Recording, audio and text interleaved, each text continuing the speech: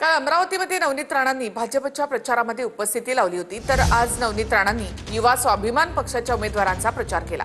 त्यामुळे अमरावतीमध्ये नवनीत राणांचा पाठिंबा नेमका कुणाला असा सवाल उपस्थित होतोय। अमरावती महापालिकेच्या निवडणुकीत माजी खासदार नवनीत राणांनी एकमेकांविरोधात उभ्या ठाकलेल्या दोन्ही पक्षांचा प्रचार सुरू केलाय। काल नवनीत राणांनी भाजपच्या प्रचारात उपस्थिती लावली होती, तर आज नवनीत राणांनी युवा स्वाभिमान पक्षाच्या उमेदवारांचा प्रचार केलाय।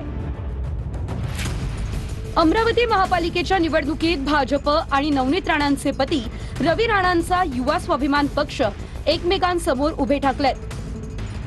अमरावतीत भाजप 68 जागांवर निवडणूक लढतंय, तर 34 जागांवर युवा स्वाभिमान पक्षानं उमेदवार उभे केलेत।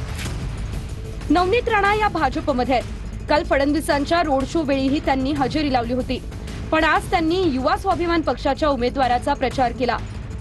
ज्यांनी लोकसभा निवडणुकीत गद्दारी केली त्यांच्या विरोधात प्रचार करणार असं नवनीत राणा म्हणाल्यात।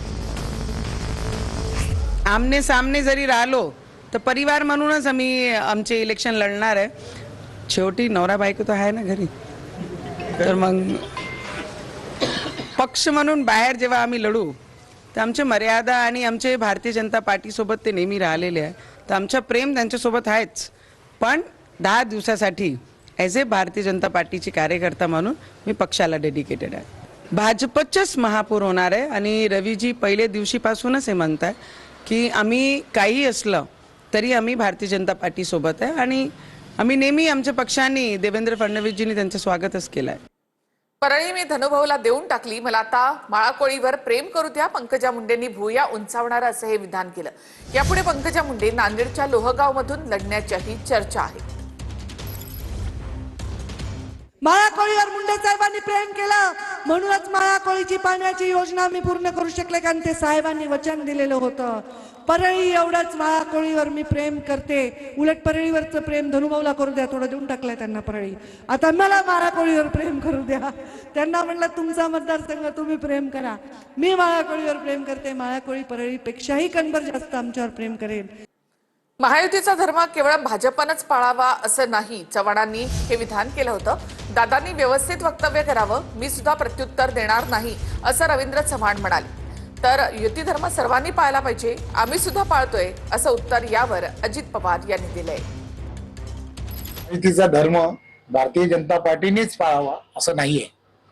त्यांनी तसं म्हटलं म्हणून त्याला तसं उत्तर दिलं, त्यांनी तसं म्हणू नये आम्ही बोलणार नाही। रवींद्र चव्हाण म्हणतात की युती धर्म फक्त भाजपनेच पाळावा, काय राष्ट्रवादीच्या नेत्यांनी त्यांनी सांगितलेलं बरोबर आहे, सगळ्यांनीच युती धर्म पाळला पाहिजे, आम्ही पण त्या ठिकाणी पाळतो। फडणवीस कधीही मित्र पक्षांवर बोलत नाहीत असं चंद्रशेखर बावनकुळेंनी म्हटलं। हीच अपेक्षा एकनाथ शिंदे आणि अजित पवार यांच्याकडून देखील आहे असं बावनकुळे म्हणाले।